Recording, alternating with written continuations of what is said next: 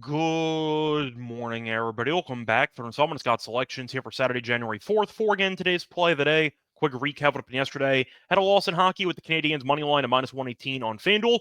Beat a big line move, closed like minus 145. Didn't matter though, as Montreal did lose 4-2. The only annoying part was that Montreal had a lot of shots on goal. The issue was Soderblom was great in net for Chicago. Montreal had 14 more shots than Chicago. They had 40 in total, and Soderblom made 38 saves. So we ran into a hot goalie, picked up a loss there. Look for a winner here on Saturday.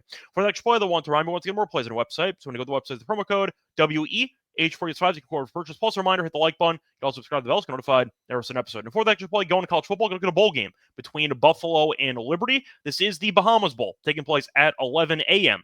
Eastern Time. And for this game, we're going to go with Buffalo, minus 3.5 at minus 110 at BetMGM. Time recording of 1 a.m. Eastern Time. So the cover's going to go with Buffalo here in this game. First reason, Buffalo ended the year in great form as they won each of their last 4 regular season games. Liberty, though, had a lot of preseason expectations. They were projected to be a potential playoff team, actually, in a pretty weak conference, and they drastically underachieved. Not only did they lose 3 games, they also didn't even make their conference title game, and they lost the regular season finale to Sam Houston State. So a pretty underwhelming season for Liberty compared to their expectations. And because of that, a lot of guys did opt out for this quote-unquote meaningless bowl game on Saturday. Now, Liberty opened up as 2-point favorites, but once the opt-outs actually became more clear, you ended up seeing why Buffalo ended up getting steamed up to 3.5. So going to the opt-outs here, Liberty's going to be without their starting quarterback in Salter, who had 2 touchdowns, 6 picks. He's not going to play.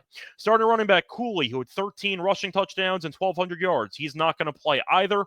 And they're also missing a couple of starting offensive linemen. They're going to be missing 2 starting offensive linemen, and they're also going to be missing their second leading tackler. So once again, Liberty is pretty shorthanded on both sides of the ball. Not to mention some injuries as well. That's some injuries that impacted them at the end of the season. Not really sure what their statuses are, but they could be missing even more people for this game. Buffalo, though, is pretty close to 100%, as Buffalo really didn't have any opt-outs, or the guys that ended up entering the portal are still going to play in this game. So Buffalo should be close to 100%. Liberty will be anything but. Their starting quarterback in this game will be Ryan Berger, who transferred from App State, but the problem is he's barely played this season. He's attempted 7 passes so far this season. So the point is Liberty has really no quarterback. The running back depth is fine, but once again, missing Cooley's a big deal.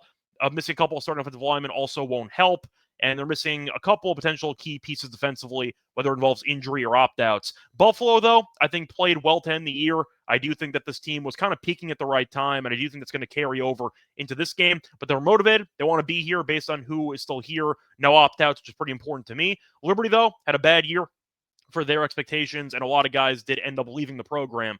I see a pretty underwhelming showing by Liberty in the spot. Give me Buffalo to get the job done by at least 4 points. Once again, the play of the day here for Saturday, January 4th is going to be on Buffalo, minus the 3.5 and minus 110 on BetMGM. Bye, everyone.